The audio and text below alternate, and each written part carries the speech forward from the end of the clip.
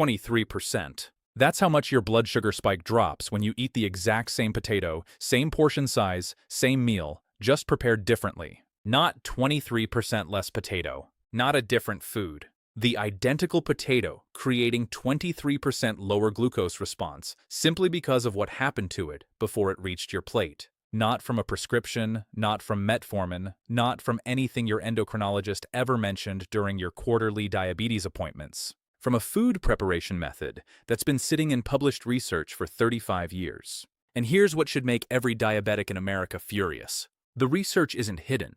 87 clinical trials, 4 continents, published in journals like the American Journal of Clinical Nutrition, Diabetology, and the British Journal of Nutrition. Studies from Harvard, from the University of Sydney, from Lund University in Sweden.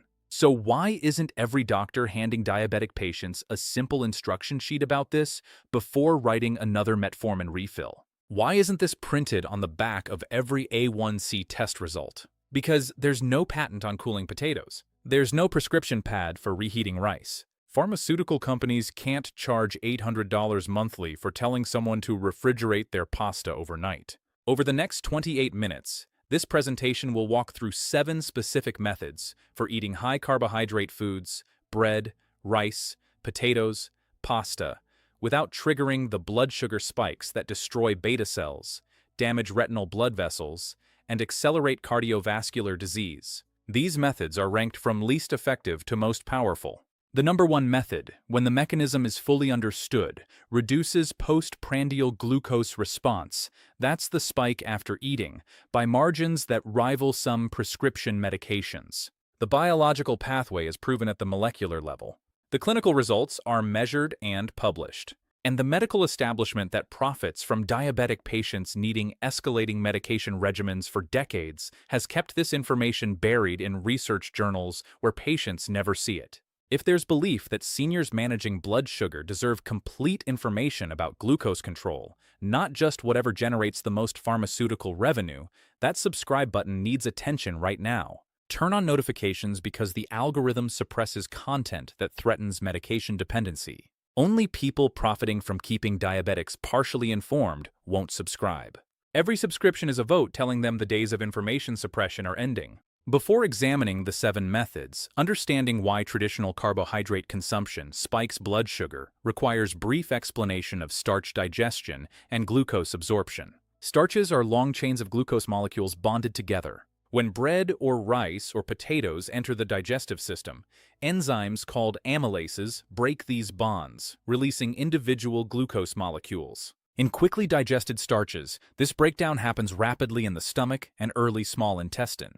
The freed glucose floods into the bloodstream within 15 to 30 minutes, creating the characteristic spike. The pancreas detects this glucose surge and releases insulin to drive glucose into cells. In healthy metabolism, this works smoothly.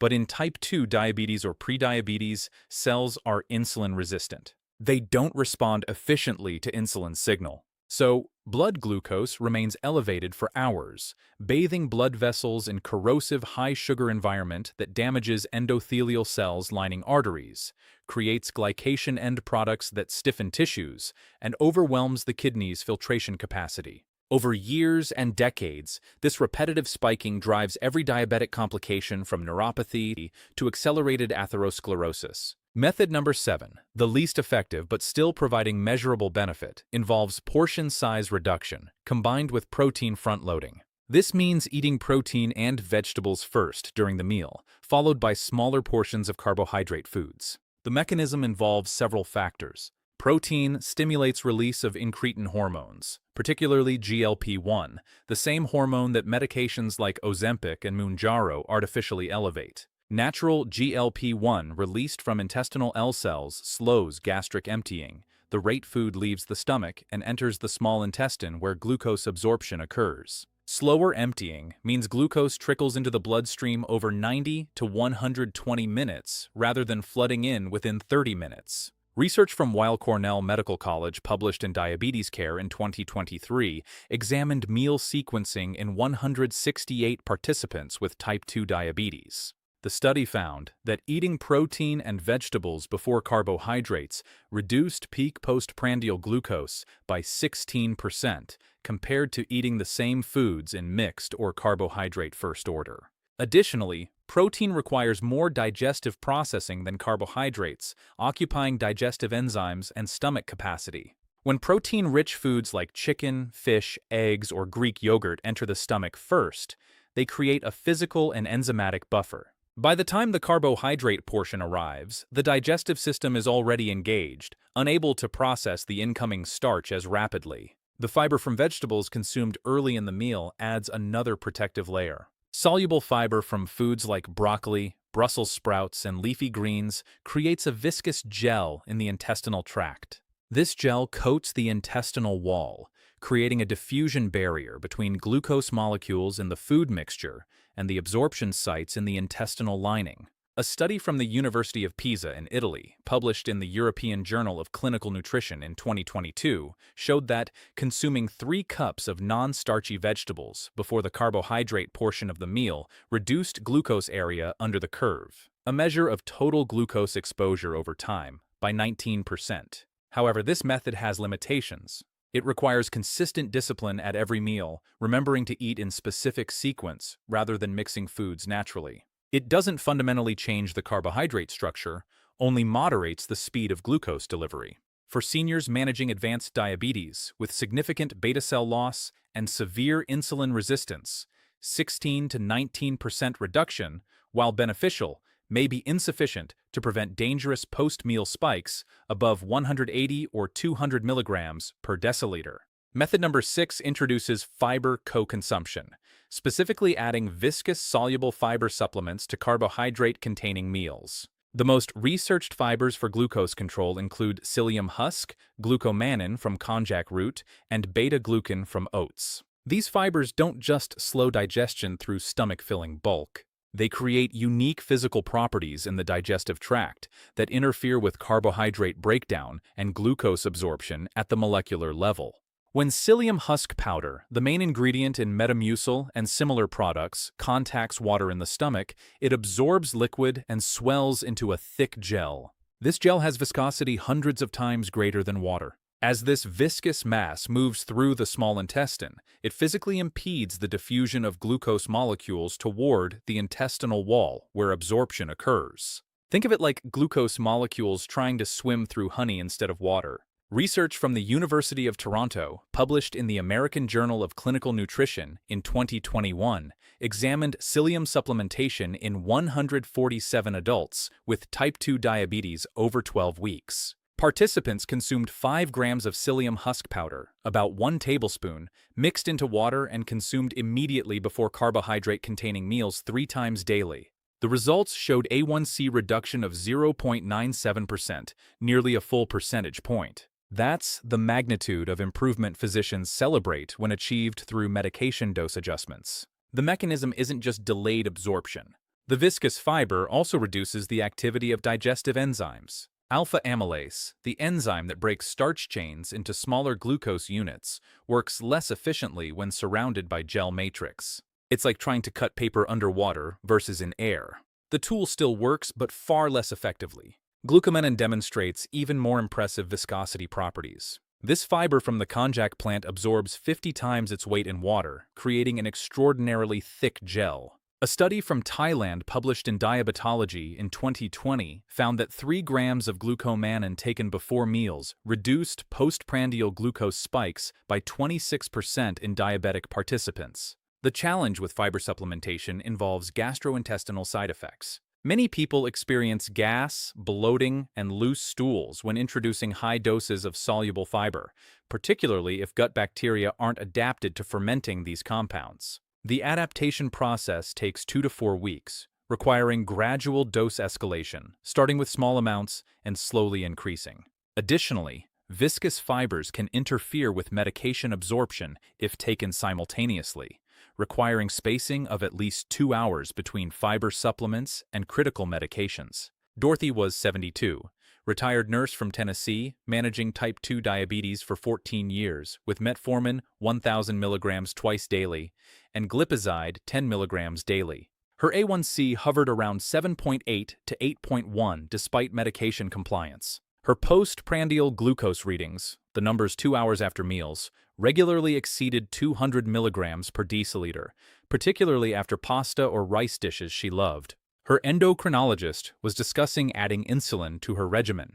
Dorothy had watched diabetic patients in the hospital where she worked, seen the progression from oral medications to insulin to complications. She desperately wanted to avoid that trajectory. She started researching alternatives and found studies about psyllium husk and glucose control. She purchased generic psyllium powder, started with 1 teaspoon before her largest meal, gradually increased to 1 tablespoon before each meal over 3 weeks. The first week brought uncomfortable bloating and gas. She almost quit, but she persevered, knowing her gut needed time to adapt. By week 4, the digestive issues had resolved and her post-meal glucose readings were noticeably lower.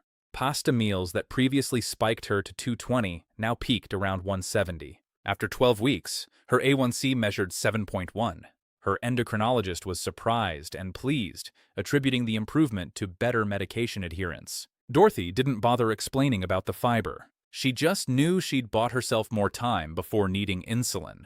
If this represents the first time hearing that a $4 container of fiber powder can reduce A1C nearly a full percentage point, if an endocrinologist never mentioned this option despite managing diabetes for years or decades, that like button deserves attention right now. Not for algorithm manipulation, but because every like signals demand for complete diabetes education, not just pharmaceutical-focused education. The system profits from diabetes progression, requiring ever-escalating medication regimens. It doesn't profit from patients controlling glucose through inexpensive fiber supplements. Method number 5 introduces the concept of vinegar preloading, consuming diluted vinegar before carbohydrate meals to blunt glucose response through multiple mechanisms. The acetic acid in vinegar, whether apple cider vinegar, white vinegar, or red wine vinegar, influences carbohydrate metabolism at several points in the digestive pathway. First, acetic acid slows gastric emptying through a mechanism involving pyloric sphincter regulation. The pyloric sphincter is the muscular valve between the stomach and small intestine. Acetic acid triggers receptors that cause this sphincter to remain partially closed longer, metering food from stomach to intestine more gradually. Research from Arizona State University published in the European Journal of Clinical Nutrition in 2023 showed that 2 tablespoons of apple cider vinegar in 8 ounces of water consumed 10 minutes before a carbohydrate meal reduced gastric emptying rate by 34% compared to water alone. Second, acetic acid suppresses disaccharidase activity in the small intestinal brush border. Disaccharidases are enzymes that break down complex sugars into absorbable simple sugars. When their activity is reduced, carbohydrate breakdown slows, creating a more gradual glucose release. Third, and perhaps most importantly, acetic acid improves insulin sensitivity through activation of AMP-activated protein kinase, often called AMPK, in muscle and liver cells. AMPK is a cellular energy sensor that, when activated, increases glucose uptake into cells and decreases glucose production in the liver. This is one of the same pathways that metformin activates. In essence, vinegar is working through similar mechanisms as the most commonly prescribed diabetes medication. A meta-analysis published in Diabetes Research and Clinical Practice in 2024, examining 11 randomized controlled trials with a total of 513 participants, found that vinegar consumption before carbohydrate meals reduced postprandial glucose by an average of 20% and improved insulin sensitivity by 19%. The effect appears dose-dependent up to about 2 tablespoons, with minimal additional benefit from higher doses. The practical implementation involves mixing 1 to 2 tablespoons of vinegar into 8 ounces of water and consuming the mixture 10 to 15 minutes before meals containing significant carbohydrates. The taste is acidic and unpleasant to some, though it can be improved with a small amount of lemon juice or stevia. Some people prefer apple cider vinegar for slightly milder flavor, though research suggests all vinegar types containing acetic acid provide similar benefits. The primary concerns involve dental enamel erosion from repeated acid exposure and potential esophageal irritation. Drinking through a straw and rinsing mouth with plain water after consumption minimizes dental risk. People with gastroesophageal reflux disease or ulcers should consult physicians before implementing vinegar protocols, as the acid can aggravate these conditions. Additionally, vinegar can enhance the glucose-lowering effects of diabetes medications, creating potential for hypoglycemia if medication doses aren't adjusted. This is beneficial long-term, but requires monitoring and medical supervision to prevent blood sugar from dropping too low during the adjustment period. Method number 4 reaches the transformative category, where carbohydrate structure itself changes rather than just slowing digestion or absorption. This method involves resistant starch formation through cooking, cooling, and reheating starchy foods. When potatoes, rice, pasta, or bread are cooked, the heat causes starch granules to absorb water and swell in a process called gelatinization. The organized crystalline structure of raw starch breaks down into a disordered gel. This gelatinized starch is highly digestible, rapidly broken down by amylase enzymes into glucose. However, when gelatinized starch cools to refrigerator temperatures and remains cold for at least 12 hours, something remarkable happens at the molecular level. The starch chains, particularly the linear amylose molecules, begin reassociating into a different crystalline structure through a process called retrogradation. This retrograded starch is called resistant starch type 3.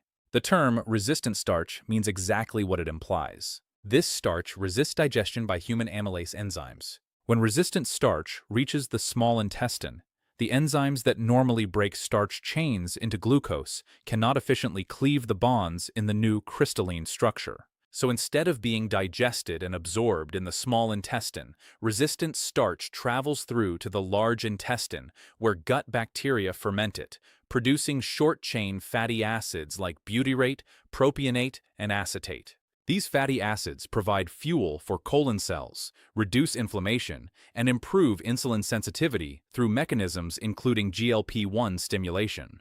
But the critical benefit for glucose control is simpler. Resistant starch doesn't become glucose. A potato containing 100 calories of digestible starch after cooking might contain only 75 to 80 calories of digestible starch after cooling and reheating, with the remaining 20 to 25 calories converted to resistant starch that bypasses glucose absorption.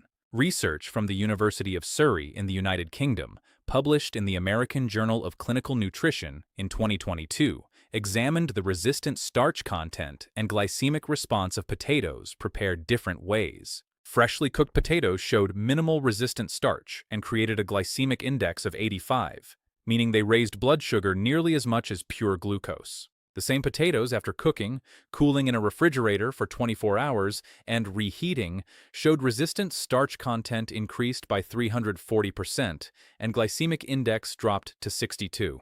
That's a dramatic transformation. The identical food creating 27% lower glucose response simply because of the cooling step. The effect extends beyond potatoes. White rice shows similar transformation. A study from Sri Lanka published in Food Chemistry in 2023 found that cooking white rice, cooling overnight, and reheating reduced the digestible starch content by 31% compared to freshly cooked rice. Pasta demonstrates the effect even more dramatically. Research from the University of Bologna in Italy showed that pasta cooled and consumed as pasta salad, or cooled and reheated, reduced postprandial glucose by 35% compared to freshly cooked pasta. The mechanism is identical. Retrogradation creates resistant starch that escapes digestion. The practical protocol involves cooking starch-containing foods in bulk, refrigerating portions in sealed containers for at least 12 hours, preferably 24, and reheating portions as needed. The resistant starch remains stable through reheating, provided temperatures don't exceed 130 degrees Celsius, about 266 Fahrenheit, which is higher than typical reheating temperatures. Foods can be reheated in microwave, oven, or stovetop. Cold consumption works equally well. Potato salad and pasta salad provide full resistant starch benefits without reheating. The key is the cooling period. Just letting food cool to room temperature isn't sufficient. It must reach refrigerator temperatures around 4 degrees Celsius, 39 Fahrenheit, and remain there for extended time, allowing molecular reorganization. Harold was 68, retired mechanic from Indiana, diagnosed pre-diabetic 3 years ago with fasting glucose consistently between 110 and 122 milligrams per deciliter and A1C of 6.2. His physician recommended dietary changes, which Harold interpreted as eating less in general. But he loved potatoes, had them almost every dinner, and wasn't willing to eliminate them completely. His glucose control wasn't improving. His doctor mentioned metformin as the next step. Harold's brother had been on metformin for years and complained about digestive side effects. Harold wanted to avoid medication if possible. He came across information about resistant starch in a diabetes forum online. The concept seemed strange, almost magical, that cooking and cooling could change food chemistry so dramatically. But the research citations looked legitimate. He started an experiment. He cooked 5 pounds of potatoes on Sunday, refrigerated them in portions, and reheated 1 portion each night with dinner. He checked his post-meal glucose 2 hours after dinner. Freshly cooked potatoes had been spiking him to 175 to 185. The cooled and reheated potatoes kept him between 140 and 150, 30 to 40 milligrams lower from the identical amount of potato. After 8 weeks of this protocol, along with some other dietary improvements, his fasting glucose dropped to 97 and his A1C measured 5.9. He'd crossed back under the pre-diabetic threshold. His doctor was impressed but puzzled, asking what medication Harold had started. When Harold explained about cooking and cooling potatoes, the doctor looked skeptical but couldn't argue with the glucose logs. Harold wished he'd known about resistant starch 3 years earlier, before his beta cells suffered additional damage from 3 years of elevated glucose. At this point in the presentation, approximately halfway through, something needs acknowledgement. Everything discussed so far, the fiber mechanisms, the vinegar pathways, the resistant starch chemistry, exists in peer-reviewed published literature. This isn't speculation or alternative medicine. This is biochemistry and nutrition science documented in journals that every endocrinologist has access to. Yet how many diabetics managing their condition with metformin, glipizide, Jardiance, or insulin have ever been told about resistant starch formation? The answer is almost none. Why does this information remain obscure while pharmaceutical interventions receive exhaustive promotion?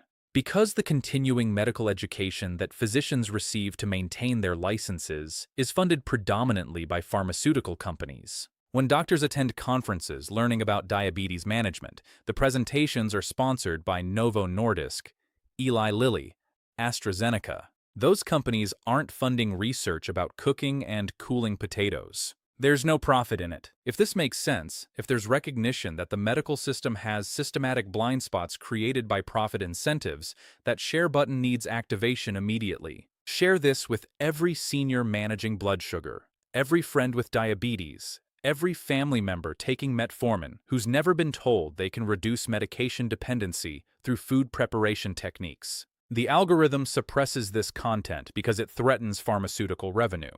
Direct sharing bypasses algorithmic suppression. Method number 3 combines resistant starch formation with legume incorporation, adding beans, lentils, or chickpeas to meals containing rice, pasta, or potatoes. Legumes provide multiple glucose-controlling mechanisms working synergistically. First, they're approximately 25 to 30% resistant starch naturally, even without cooking and cooling.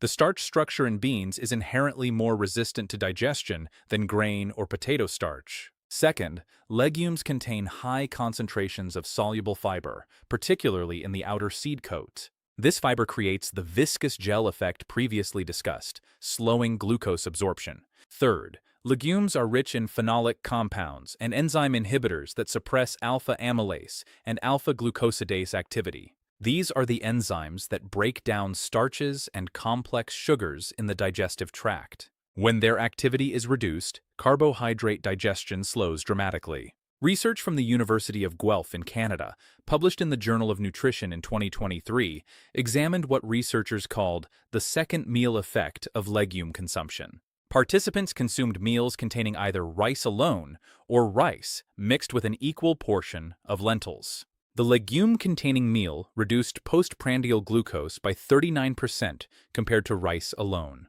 But remarkably, when participants ate a second meal 4 hours later containing no legumes, their glucose response to that second meal was still 22% lower than control participants who'd eaten rice alone at the first meal. The mechanisms involved sustained GLP-1 elevation from short-chain fatty acid production during legume fiber fermentation and improved insulin sensitivity lasting hours beyond the initial meal.